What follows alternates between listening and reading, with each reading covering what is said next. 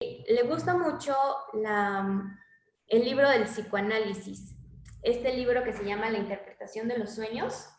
Y bueno, Dalí entra en una nueva etapa pictórica porque se plasma a él mismo con una interpretación psicoanalítica, ¿no? O sea, Dalí no era psicoanalítico, pero pues él se plasmaba y se dibujaba tal cual se juzgaba. Y pues bueno, Freud, por otro lado, pues criticaba mucho el arte, ¿no? Freud era una persona que a lo mejor no sabía mucho de arte, pero lo poco que sabía lo criticaba. Entonces, obviamente, Dalí pues no era ni siquiera uno de sus favoritos. Y aparte de que lo consideraba paranoico o esquizofrénico y cosas así que Freud pues sabía que Dalí proyectaba a través de sus pinturas, ¿no? Y pues bueno, a partir de que Dalí se empieza a obsesionar con Freud, pues pasa que lo empieza a buscar y Dalí quiere como tener una cita y convertir una cita con Freud, pero en realidad pues Freud se porta súper cortante y no, pues no le da citas y le dice que no y le dice que no y bueno, Dalí se rinde y un día así por cuestiones del destino, pues se conocen en un hotel, o sea, concuerdan en un hotel y pues Dalí así súper entusiasmado va y le pide una entrevista a Freud. Y sin embargo, pues se desmoraliza mucho Dalí porque pues Freud no dijo ni una palabra, solo lo miró. Se comieron ambos con los ojos, pero pues no dijo nada, no contestó las preguntas de Dalí. Y pues Dalí pues se sintió como moralmente pues bajoneado. ¿Y qué es lo que pasa? A ver, permítanme tantito. Ya. Y bueno, ¿qué es lo que pasa? Que pues Dalí, pues se sentía como bajoneado moralmente, como les digo, pero pues seguía siendo un admirador muy grande de Freud. Entonces, lo que hizo fue hacer un retrato de Freud a carboncillo. Se tardó aproximadamente una semana, porque quería él darle un regalo a Freud, como en agradecimiento pues, de su mirada o de su entrevista, pero pues en realidad no. Entonces, no le salían como las ideas, y un día Dalí estaba comiendo caracoles, se quedó viendo como el plato de caracoles y cómo le metía el palillo para sacar al caracol y comérselo, y entonces lo relacionó con el cerebro de Freud, ¿no? Es como muy chistoso cómo relacionas un caracol con una persona.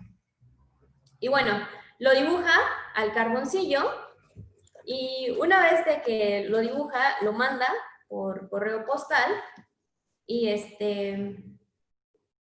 y pues bueno, una tercera persona es la encargada de llevárselo a Freud, pero pues en realidad nunca le llega a Freud porque pues ven lo que le envían a Freud y dicen, no, pues ese dibujo está bien feo, ¿no? Se va a ofender. Entonces, pues ya, total que no se lo envían, no se lo dan, Freud nunca supo de la existencia de este cuadro. Y pues bueno, Dalí después de como un año se entera que su cuadro nunca le llegó a Freud, que nunca fue valorado, que nunca fue visto. Y pues bueno, cambia como de paradigma, ¿no? Como que se enoja un poco con esta parte del psicoanálisis y de los egos que existen entre los artistas. Y pues cambia de paradigma y le da un cambio a su arte y se enfoca en artes como las matemáticas y física y empieza a cambiar como un poco su arte. Pero bueno, a este punto es al que yo quería llegar, al hecho en cómo Dalí retrata el caracol en forma de ser, bueno, la cabeza de Freud en forma de caracol. Se me hace muy bonita porque es como una metáfora, ¿no? La metáfora del caracol, pues es retratado así el mundo de la investigación, ¿no? O sea, en realidad el mundo de la investigación sigue avanzando y avanzando y avanzando y avanzando y es como una espiral sin fin, como un caracol.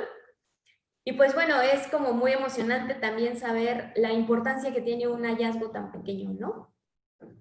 La metáfora del caracol, pues entonces nos puede servir a nosotros como personal de salud, como personal normal, como simplemente como persona, esta metáfora pues nos invita a una reflexión implícita acerca de la condición humana. El modo en que los humanos nos relacionamos el modo en que pues ya traemos como tal una carga biológica o una carga genética, las construcciones sociales que nos formaron, las tradiciones, la cultura, el país, todo esto que tiene que ver con nuestro entorno, que nos hace ser como personas y que finalmente, aunque tenemos un mismo órgano en común, que es el cerebro, pues ningún cerebro es igual que el otro, ¿no? Simplemente por este hecho, porque cada uno de nosotros es diferente y cada uno de nosotros ha tenido experiencias totalmente diferentes. Y eso hace que aunque la neurofisiología diga que las cosas son específicas y ya estén muy bien estudiadas en el cerebro, en realidad nos hace diferentes a todas las personas. Y pues bueno, quiero quedarme con esta frase que me gusta de Dalí, que dice: si no existiera la imaginación, me encontraría atrapado en una prisión oscura y desesperada. Y bueno, ahorita vamos a ver por qué me gusta tanto esta frase y por qué tiene tanta razón y la relación que tiene con nuestro tema. Bueno, primero tenemos que ver qué es la imaginación y qué es la creatividad. La imaginación es pensar cosas nuevas y formarse imágenes o sensaciones a partir de experiencias previas. Es decir, se trata de un proceso que permite la manipulación de la información que se crea en el interior del organismo, pero esta información pues se crea a través de nuestros sentidos, ¿no? Nuestros sentidos ven cómo es la realidad, nosotros procesamos esta información y entonces podemos desarrollar una representación mental. Eso es la imaginación. Pues bueno, la imaginación nos permite tener presente en la mente un objeto. Es decir, si imaginamos una manzana, podemos saber cómo es una manzana. Pero lo sabemos porque ya tenemos la experiencia previa de saber que la manzana es una fruta, que es de color redondo, que esas particularidades del objeto que ya lo integramos a través de nuestros sentidos y de nuestra cognición, es lo que la imaginación nos permite recrear en la mente. Y bueno, el plano de la imaginación, pues es tal vez el más preciado para el ser humano, porque pues la imaginación no tiene límites. El límite es, yo creo que el infinito, porque la imaginación es tan inmensa, tan infinita, que podemos crear muchísimas cosas con ella. Esta práctica, la imaginería motora graduada, como su nombre lo dice, trabaja con la imaginación, pero específicamente trabaja con una parte de la imaginación que se llama pensamiento lateral. Y el pensamiento lateral, pues es un método que nos permite, a través de estrategias previas y alternas a lo común, crear esta imagen o revocar esta imagen o este aprendizaje. Bueno, la creatividad, pues es esencialmente la práctica de la imaginación. La creatividad, para poder diferenciarla, es que la creatividad se plasma, la creatividad es algo tangible que pues las personas pueden ver, la imaginación pues solo está en la mente, la creatividad es pasarlo, es lo que a nosotros como humanos nos ha hecho crecer culturalmente, ¿no? Porque han existido personas muy creativas, personas que han imaginado, por ejemplo, Einstein, a lo mejor que pues imaginó sus primeros experimentos y después tuvo la creatividad para llevarlos a cabo, ¿no? Entonces, a eso es a lo que me refiero, que la creatividad ya es algo tangible, es algo que se ve, es plasmar tu imaginación a lo real. Y pues bueno, la práctica mental, pues es un proceso activo por el cual los humanos tienen sensaciones con o sin estímulo externo. Tantito. Ahí está. Este proceso cognitivo puede realizarse en diferentes modalidades. Puede ser por cuestiones de gusto, de tacto, de oído, de olfato y de la vista. Recuerden que, justo como se los vengo mencionando, nosotras o nosotros, la forma de en que percibimos el mundo entra a través de nuestros sentidos y se crean mapas mentales que los llevan a un objeto, a una realización de movimiento, y la práctica mental es entonces realizar ese movimiento como se hace, pero solamente mental. Y pues bueno, ¿por qué es importante este tema? Actualmente, las enfermedades neurológicas pues representan un grupo selecto de población, pero que puede atacar en general, ¿no? Y sus repercusiones socioeconómicas pues son muy importantes, porque en realidad la discapacidad pues no es para nada económica, y pues también a veces las personas se ven limitadas a atenderse, o hay mucho tabú acerca de precisamente aún en esta época de la discapacidad. Entonces, por eso es importante también conocer un poquito de este tema, porque nos va a ayudar a complementar nuestro tratamiento con las personas con enfermedades neurológicas adquiridas. Como se los he mencionado, la pirámide poblacional del país se ha modificado en los últimos años, por lo que las enfermedades degenerativas y vasculares del sistema nervioso central han incrementado su mortalidad. Pero, ¿qué es lo que caracteriza a la mayoría de estas afectaciones neurológicas en nuestro paciente? Bueno, pues algo en común que todos tienen, yo creo que no solo los pacientes que tienen enfermedades neurológicas, sino pues las personas en general, algo que han sentido pues es el dolor. Es preocupante cuando se vuelve un dolor crónico, y es por eso que las primeras aplicaciones de la imaginería motora fueron empleadas para trabajar el dolor. Y ahorita, bueno, vamos a platicar un poquito sobre estos fundamentos de la imaginería. Pero bueno, ¿qué es el dolor? ¿Es una sensación o una percepción?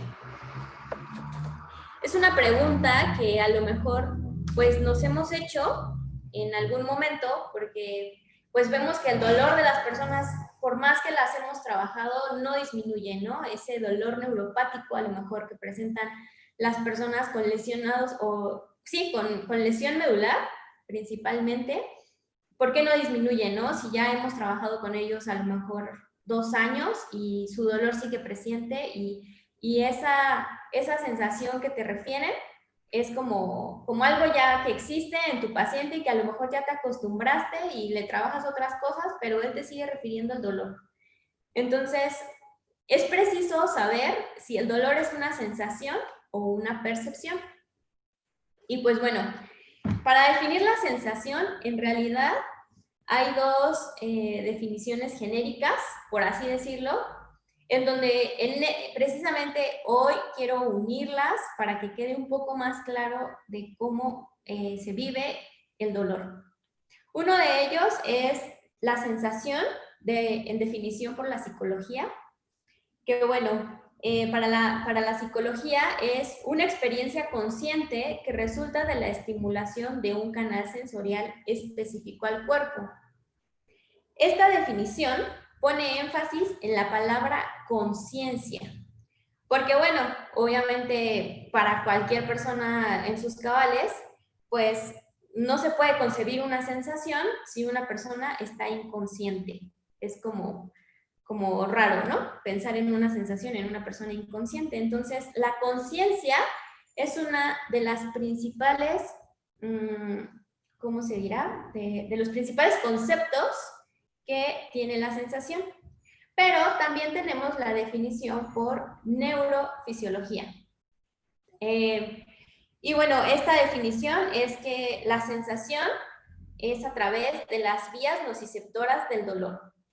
¿Qué quiero decir con eso? Que las vías nociceptoras del dolor pues van desde la piel al tálamo, y del tálamo a la corteza, y regresa con una eferencia motora, ¿no? Esto está muy bien estudiado, esto nosotros no lo sabemos casi que de memoria los que somos terapeutas, porque es lo que pues durante todo el trayecto de la carrera nos han enseñado, la neurofisiología del dolor.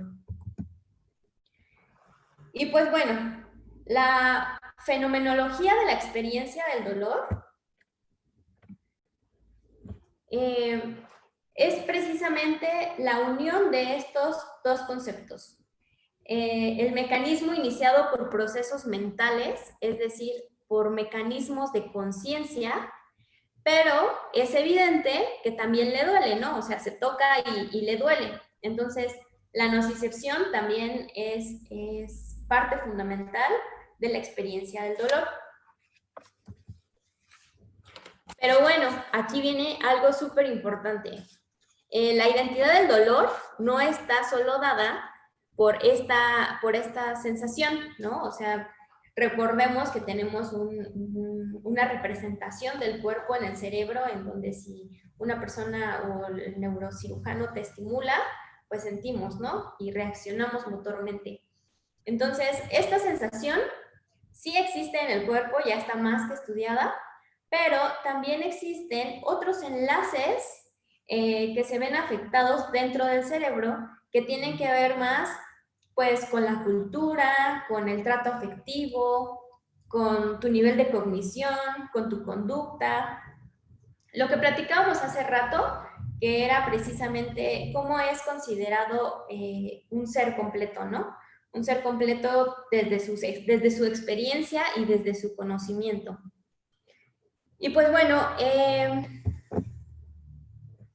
la percepción, cambiando un poco de tema, recordamos que estamos viendo si era sensación o percepción. En la percepción, la sensación se transforma en conocimiento y en significado. ¿Qué quiero decir? Pues que la percepción consiste en percatarse de lo que presentan los órganos sensoriales, ¿no?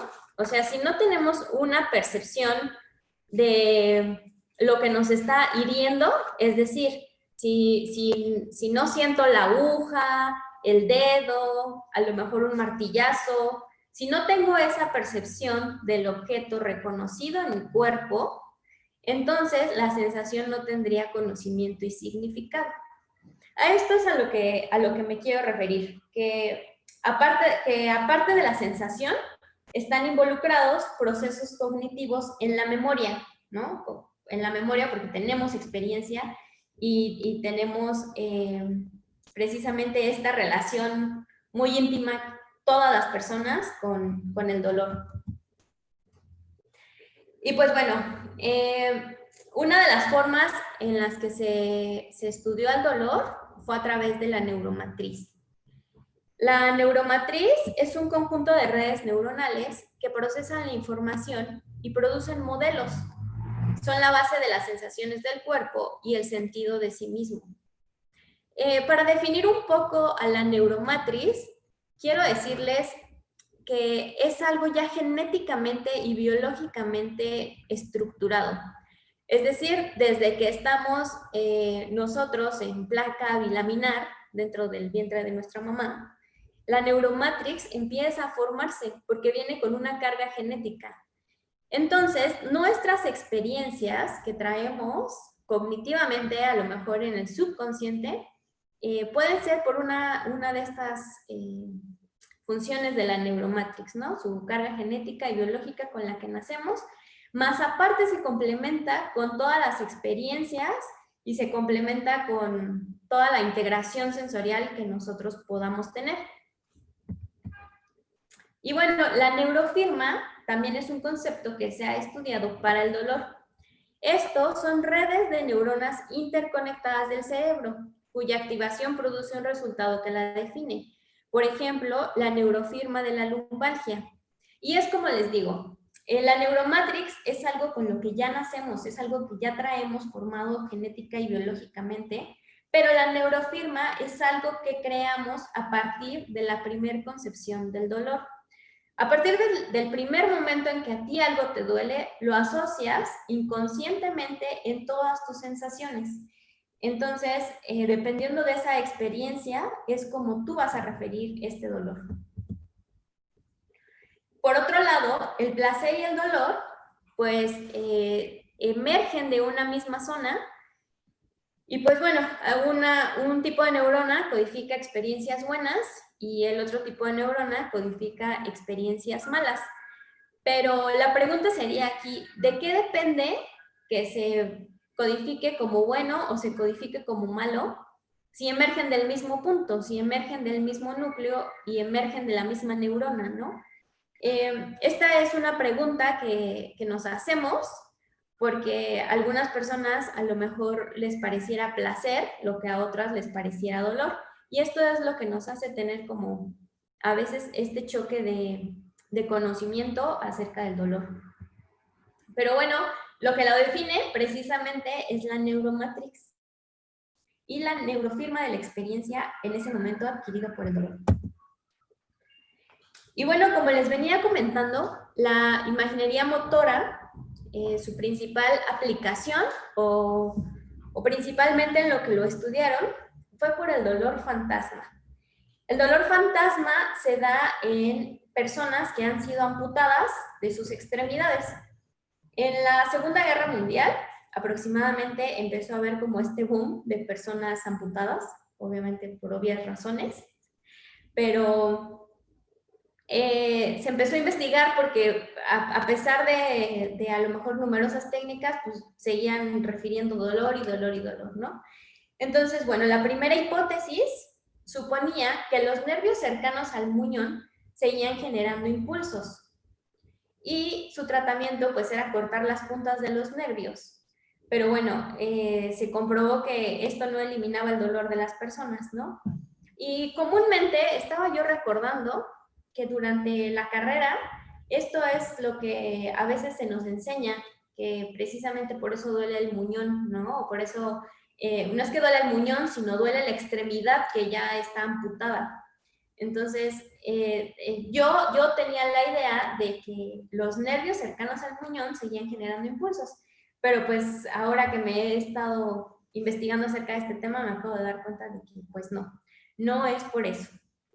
La segunda hipótesis, pues es originado por un exceso de actividades de las neuronas de la médula. El primer relevo sensorial, es decir, del muñón a la médula, en ese relevo pensaban que había un daño y que ese daño era reflejado en forma de dolor.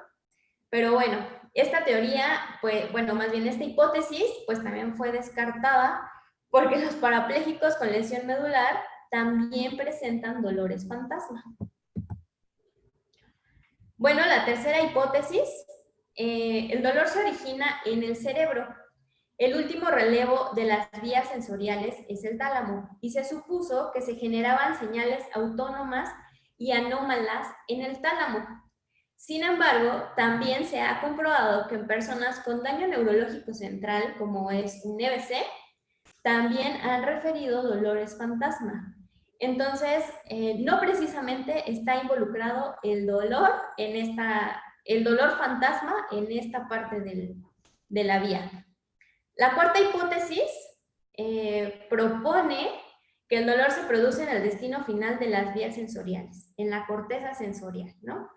O sea, como que poco a poco le fueron midiendo y se dieron cuenta pues que ni era ni abajo, ni tampoco en la corteza sensorial. Pero no fue hasta 1998, por eso les digo que esto tiene súper poquito, no tiene ni mi edad, ha de tener máximo que 30 años, pues se descubre que el dolor fantasma se genera por la actividad de porciones del cerebro más grande que de la corteza sensorial, ¿no? Y es justo esto lo que les decía, la neuromatrix del dolor fantasma. O sea, ¿por qué estos pacientes presentaban dolor fantasma? Porque tenían sinapsis hacia las áreas sensoriales, hacia el sistema límbico, al sistema del lóbulo parietal, que ahí es donde tenemos el esquema corporal, a las áreas frontales de la cognición y a las áreas motoras voluntarias. O sea, era totalmente una red invadida en el cerebro cuando el paciente refería el dolor fantasma. Entonces, cuando nos pregunten a algún tipo de paciente por qué me duele una extremidad que ya tengo amputada, nosotros tenemos ahora la respuesta, por su neuromatrix. Porque la neuromatrix, como viene con una carga genética y biológica, algo ya prescrito, pues tiene una activación intrínseca.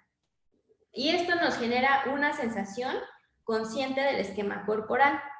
Es decir, la neuromatrix no sabe que pues ya tienes que ya no tienes una extremidad, ¿no? O sea, la neuromatrix te sigue viendo con un esquema corporal completo, aunque tengas una o varias amputaciones. Y bueno, la neuromatrix puede ser moldeada por estímulos de imaginería motora graduada y por experiencias sensoriales visuales ajenas al dolor, es decir, la terapia de espejo. Y bueno, ¿qué es la imaginería motora graduada? Ahora sí, como tal.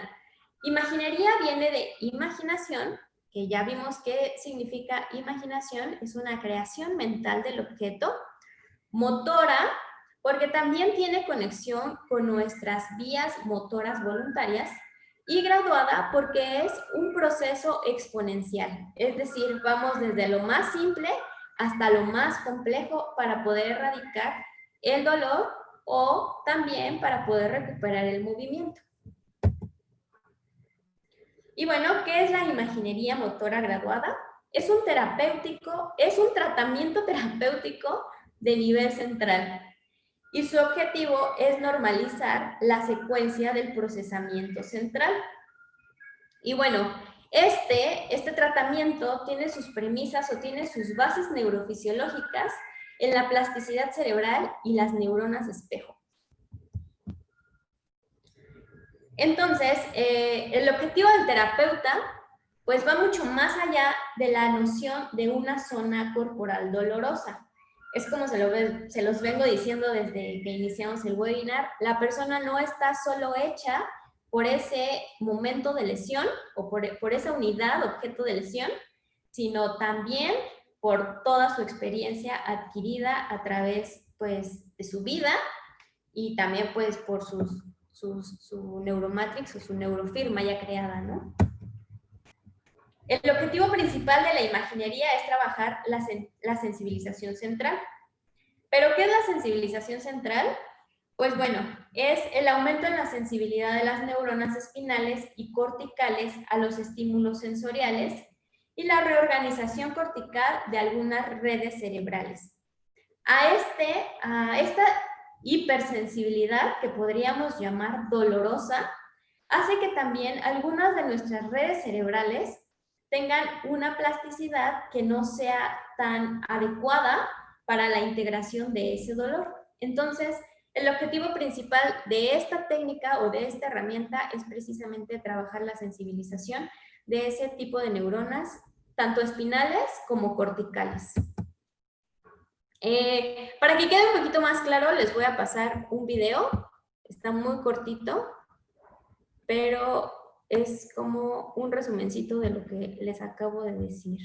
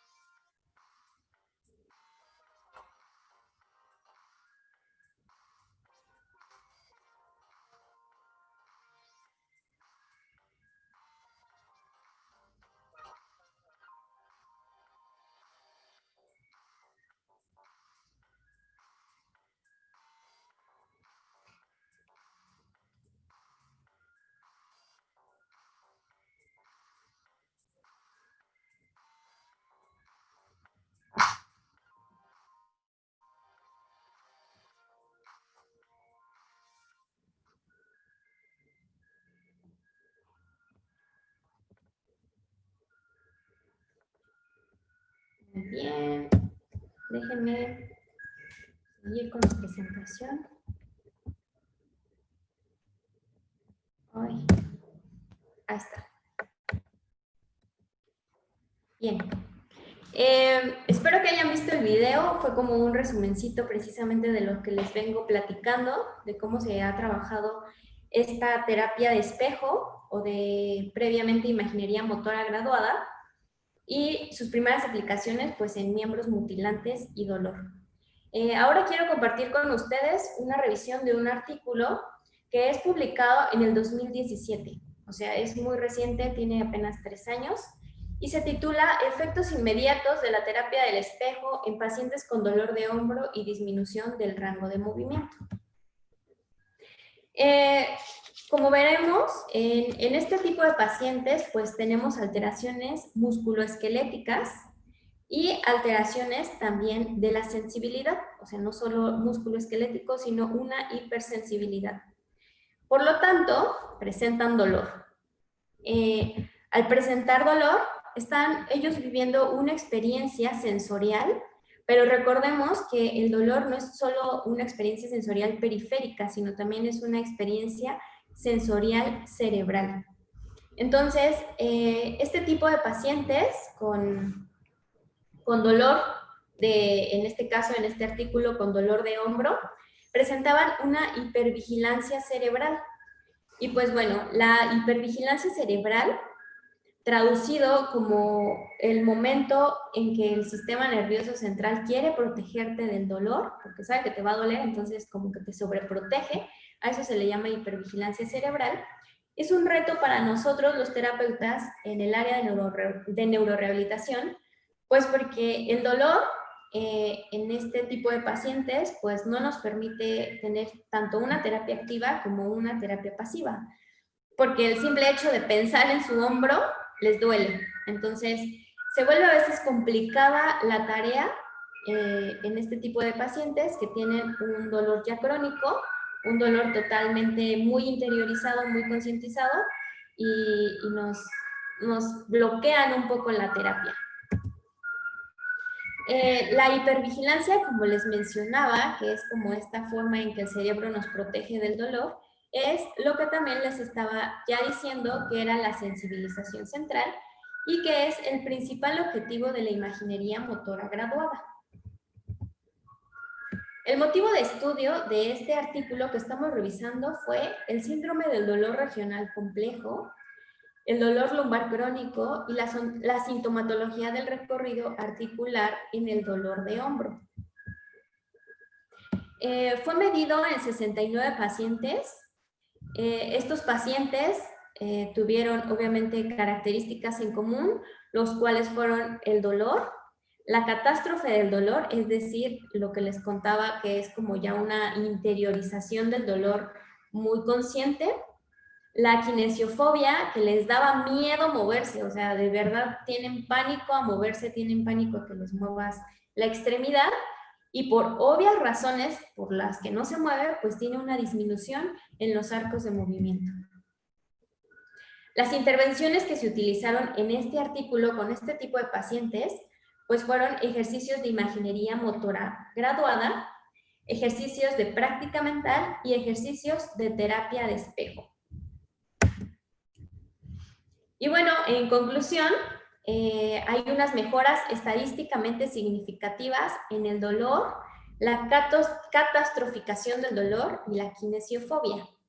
Los cambios inmediatos que se pudieron observar en esos pacientes, o sea, el día de su evaluación, fue precisamente eso, la disminución del dolor, lo que ayudó a los terapeutas a que esta transición del dolor fuera más rápida y entonces pudieran ya trabajar con una terapia convencional, como cualquier tipo de terapia que nosotros conozcamos.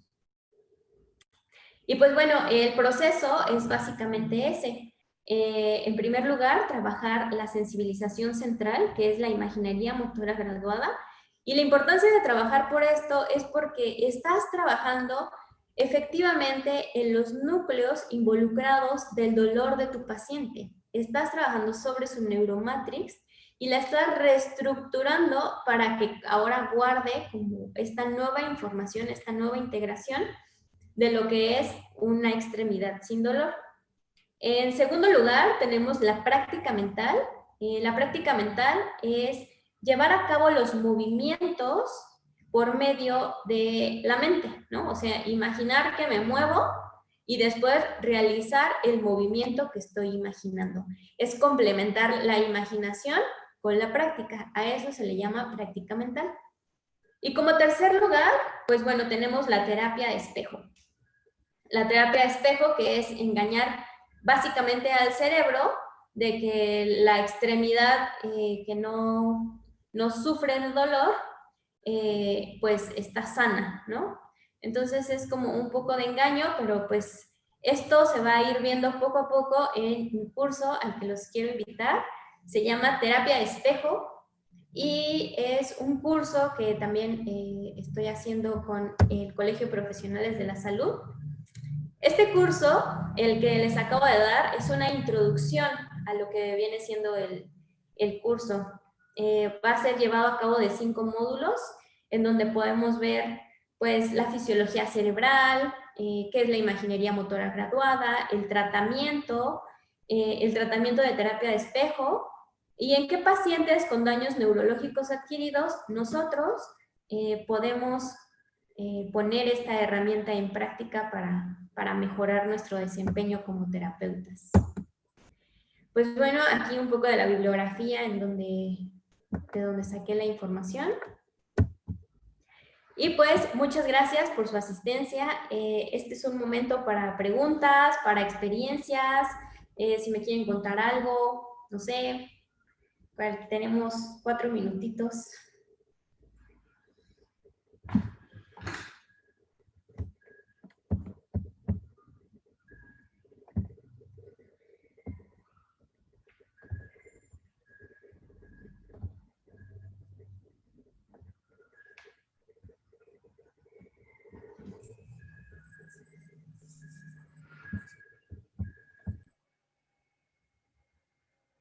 ¿Alguna pregunta para nuestra docente, nuestra ponente del día de hoy? Bueno, parece que se reservan sus preguntas. Bien, ahí una felicitación para la maestra.